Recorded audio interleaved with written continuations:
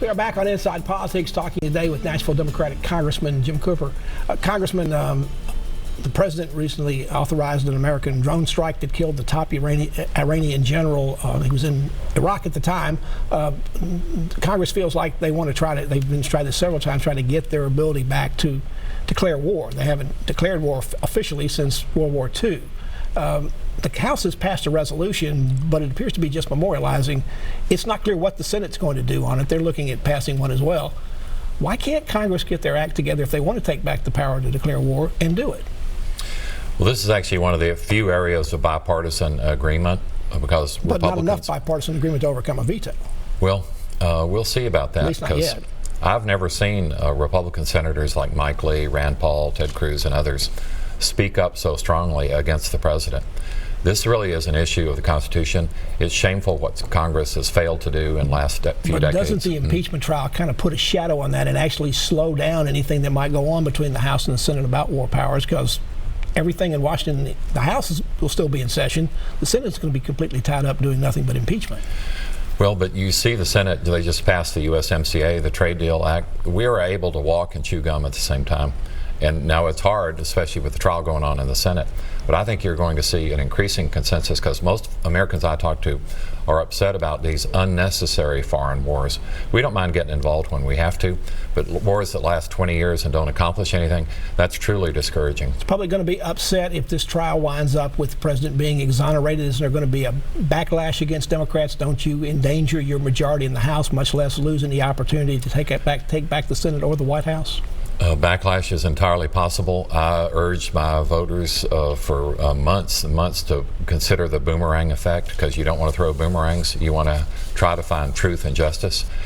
But the evidence became so overwhelming, especially on the Ukraine thing, when basically all the witnesses are unanimous that the president not only knew this, he engineered this. This is wrong because the president should not be working hard to help Vladimir Putin. In your own political race, you have two from the left part of your party running against you in the primary coming up in August. They're basically criticizing you because you haven't been progressive enough, and now suddenly you're supporting some kind of Green New Deal legislation. What do you say to those people who say you're a Johnny-come-lately on some of the progressive issues? Well, Pat, I already have at least 4 opponents, and there'll probably be more than that. I welcome competition. I like all my opponents. They're fine people. They represent themselves very well. More power to them. Let's have a good race. If you win in November, will you be the last Democratic congressman elected from this district?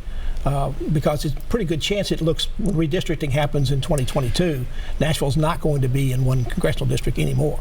Pat, I'm so glad you're aware of this because that's actually what Democrats in Davidson County should be focused on, is keeping this seat for Nashville.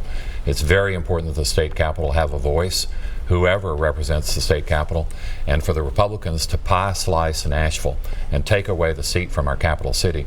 It would be doing like what they did to Austin, Texas or Salt Lake City, Utah, but it would be deeply wrong for Tennessee. Nashville's always had a voice going back to Andrew Jackson, and it should not be stolen from the people. Well, won't Nashville have more voices if you have 2 or 3 different congressmen representing this area? But none of them would live here, and they'd all be beholden to their largely Republican constituency out in the ring counties or beyond. Nashville needs its own voice. Nashville is one of the most exciting, important cities in America. It needs its own voice because we lead this state in so many ways. We need to keep on leading this state. Speaking of being voices divided, going back to the presidential race, it looks like your Democratic race to become your nominee gets more and more divided and heated all the time with this fight over can women get elected. Are you concerned the party is going to wind up with a weak candidate in November or a divided party in November? Well, it's confusing and frustrating now, but remember last election, the Republicans had 17 candidates and they ended up winning. So we can win with a lot of candidates. It actually encourages the base to study this and get excited about it.